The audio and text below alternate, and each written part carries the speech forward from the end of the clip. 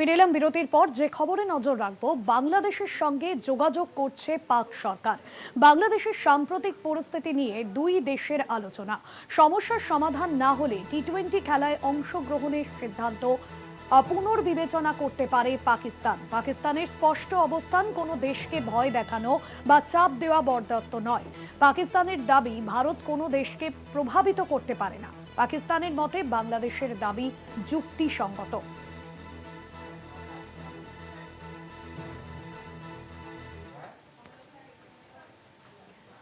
আমাদের কলকাতা টিভির যুগ্ম সম্পাদক গৌতম ভট্টাচার্য রয়েছেন আমাদের সঙ্গে ফোন লাইনে। গৌতম দা, এই মুহূর্তে দাঁড়িয়ে যে বিষয় আমরা দেখছি, যে সেক্ষেত্রে বাংলাদেশ এবং পাকিস্তান কোনোভাবে অলিখিত জোট তৈরি হয়ে গেল, যে জায়গায় টি-20 বিশ্বকাপে কি এই মুহূর্তে অনিশ্চয়তায়? হ্যালো গৌতম দা, শোনা যাচ্ছে? হ্যাঁ, শোনা যাচ্ছে। হ্যাঁ, বলো। এই মুহূর্তে দাঁড়িয়ে বাংলাদেশ, আমরা দেখেছি দীর্ঘ বৈঠকের পরেও যে স্ট্যান্ড, তারা যে অবস্থান, সেই অবস্থান তারা বদল করছেন না। পাকিস্তান এবং বাংলাদেশ, এই যে তাদের অবস্থান এবং এই যে অলিখিত জোট কোথাও গিয়ে তৈরি হলো, সেটা টি-20 বিশ্বকাপে কি অনিশ্চয়তায় ঠেলে দিচ্ছে? এটা গভীর অনিশ্চয়তা ঠেলে দিচ্ছে, কারণ বোঝাই যাচ্ছে যে এটা নিয়ে এখন দুটো দেশ তারা একটা বলতে গেলে প্রেশার তৈরি করছে ইন্ডিয়ার উপরে। আজকে পাকিস্তানের সমস্ত খবরের কাগজে বেরিয়েছে যে বাংলাদেশ যদি না আসে, বাংলাদেশকে যদি এরকম পরিস্থিতি তৈরি হয়, তাহলে পাকিস্তানও টি-20 বিশ্বকাপ খেলবে কিনা বিবেচনা করে দেখবে। এবং এটাতে অর্থাৎ যে উপমহাদেশীয় মৈত্রী আগে ছিল শ্বেতাঙ্গদের বিরুদ্ধে যেটাকে ব্যবহার করা হতো জগমোহন ডালমিয়ার আমলে, এখন সেটা নিজেদের বিরুদ্ধে নিজেরাই ব্যবহার করছে।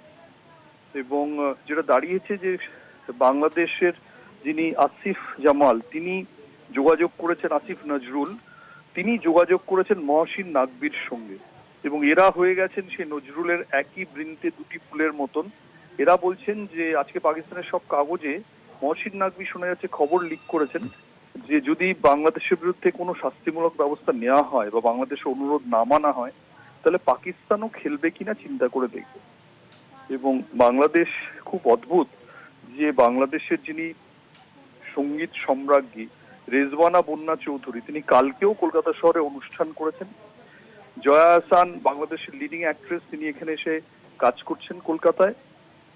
সৈকত, বাংলাদেশের আম্পায়ার, কলকাতায় নেমে গেছেন অন্য জায়গায় ম্যাচ পরিচালনা করতে। আর বাংলাদেশ বলছে কলকাতায় আসার তাদের নিরাপত্তা নেই। আসলে অনেক ধন্যবাদ জানাবো আপনাকে গৌতম দা। আমাদের কলকাতা টিভির যুগ্ম সম্পাদক গৌতম ভট্টাচার্য ছিলেন ফোন লাইনে। কোনোভাবে ভারতে খেলা সম্ভব নয়, দরকার হলে সি গ্রুপের বদলে বি গ্রুপে খেলতে দেওয়া হোক তাদের।